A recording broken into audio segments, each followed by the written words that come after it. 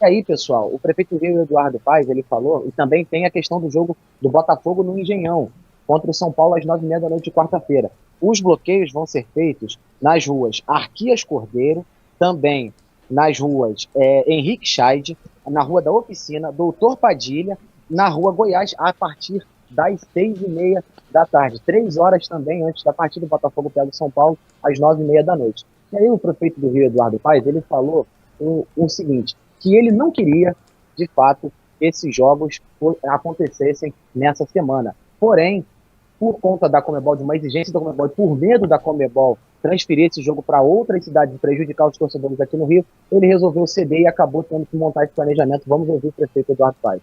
Nós não deixaríamos acontecer nesse horário. Nós permitimos acontecer porque a Conmebol podia querer transferir o jogo para outra cidade e as torcidas do Rio de Janeiro não poderiam acompanhar os jogos dos seus times. Esse horário ele se refere ao horário das 7 da noite, né, Vini? Que é o Fluminense Atlético Mineiro no dia 18, 7 da noite no Maracanã, e Flamengo e Penharol no dia 19, 7 da noite também no estádio do Maracanã. É 7 ou 7h30? 7. 7 da noite, Flamengo e Penharol também começa às 7 da noite. E o Botafogo e São Paulo no dia 18, às 9h30 da noite, no estádio Newton Santos. Agora, apesar de ter cedido ao horário das 7 da noite, não se manifestou, né, Vini, sobre algum esforço para tentar, ao menos, retirar um dos jogos da quarta-feira e jogar para terça, né? Isso me chamou a atenção, porque a decisão, a preocupação era da Conmebol tirar algum jogo aqui do Rio de Janeiro, uma decisão extrema, né? Em nenhum momento se tentou negociar com a Conmebol, envolvendo a CBF. Essa é a grande questão para mim.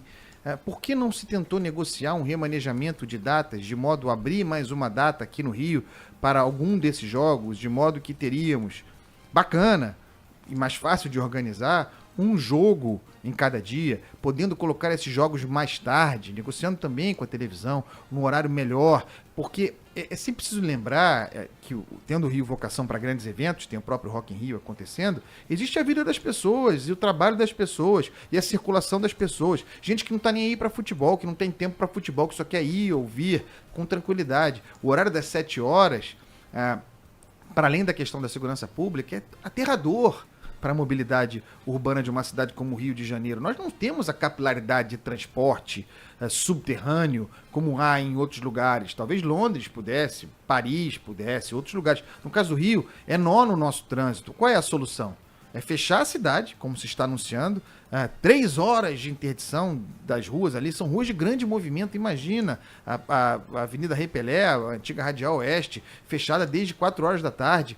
A solução, portanto, qual é? É que já está dada. No final das contas, eles estão agora planificando o fechamento das ruas, já com a notícia dada, já com isso informado, nós teremos ponto facultativo nesses dias. É dia sem trabalho, é dia de meio expediente, é dia em que você está estimulado para ficar em casa. A economia do Rio de Janeiro, que já está uma porcaria, estimulada a parar ainda mais. Certo? A vida das pessoas atrapalhada em função disso.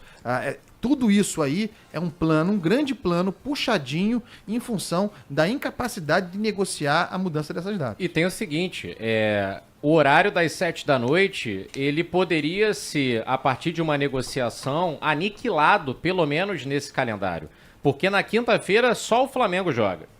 Botasse o jogo um pouquinho para mais tarde. Sim. Se fizessem a negociação para puxar, por exemplo, o jogo do Fluminense para terça-feira, ao invés de ser na quarta junto com o Botafogo... Você já mostrou isso, bastava mudar um jogo do Campeonato Brasileiro. Exato. Também dava para você jogar a partida para outro horário.